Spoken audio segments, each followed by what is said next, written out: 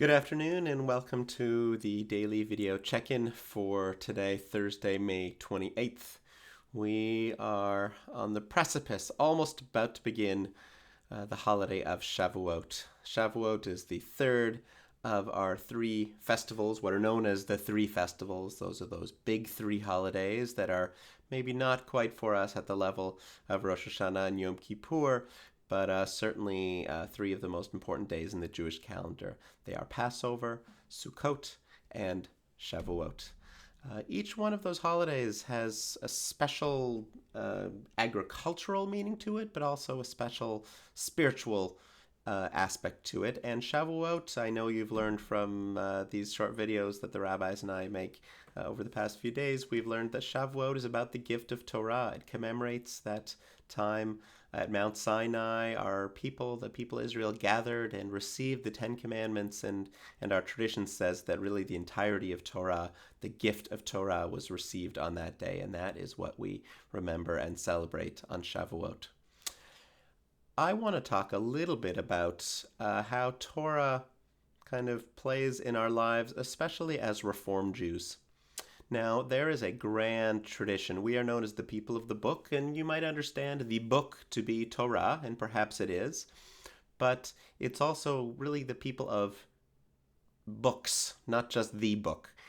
In our Jewish tradition, we might begin with Torah as the most ancient of our sacred books, but there is a long and extensive chain of tradition from Torah. And then there are volumes and volumes and hundreds of years of interpretation of Midrash. There is the Mishnah, which is really the first written portion of what is known as the oral law. There's the Talmud, which is hundreds of years of interpretation of the Mishnah itself. There are law books, there are code books, there are stories, Midrash. There's the rest of our Tanakh, the Bible, which includes the prophets and the writings, and so much more. We have this wealth of beautiful writing. So often when we talk about Torah, we are not talking about the Torah with a capital T, but sometimes Torah, which really means our tradition of sacred writing. Now, in more traditional types of Judaism, in Orthodox Judaism, for instance, there is, of course, a very high regard given to Torah, as all Jews do. However, there's great importance placed on all of those books that are essentially built on Torah, the Mishnah and the Talmud, etc., as we've talked about. And those books create what is known as halakha, the Jewish legal code that bind traditional Jews to a certain code of behavior, keeping Shabbat, basically keeping the mitzvot, the commandments.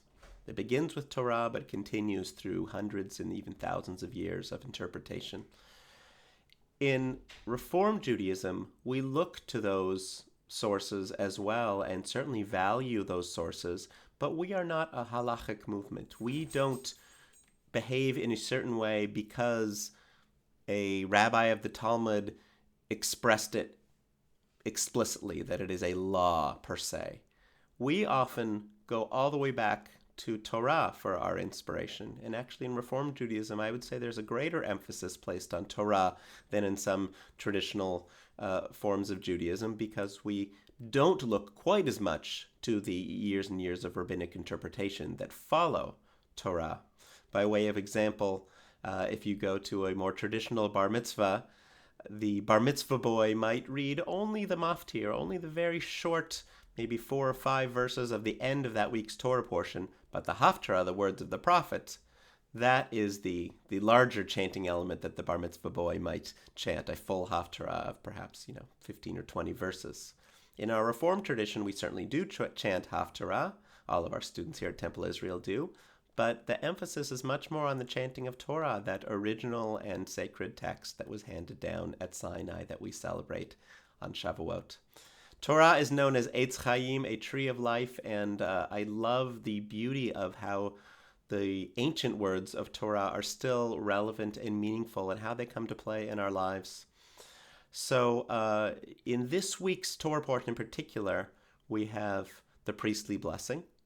And the priestly blessing is not just an ancient, beautiful blessing found in Torah, but it is still the blessing that we use so frequently to bless our people, whether it is to bless a bat mitzvah or bar mitzvah child, or to bless someone on their birthday, to bless a couple when they are married, to celebrate their anniversary, whatever that blessing may be. We often use these ancient words from Torah, so they are truly Eitz Chaim. They are living words that continue to have value and meaning today, thousands of years later. If you listen to the traditional chant of the Torah, you might hear those words sound something like this. Yivarechecha Adonai v'yishmerecha. Ya'er Adonai panav elecha v'chuneka, etc.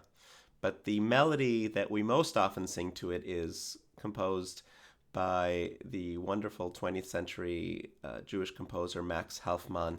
And so I will sing for you just a little bit of Helfman's priestly blessing. These are our words of Torah for today as we approach Shavuot.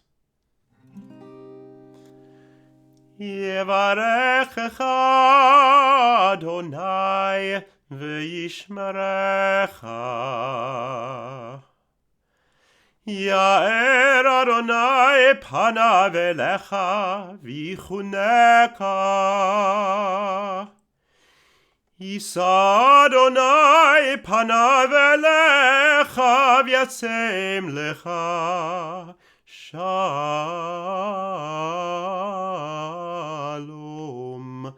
Shalom.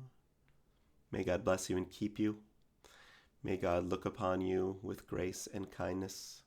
And may God's face shine upon you and give you the greatest gift of all, the gift of Shalom, the gift of peace. Amen. And Chag Sameach.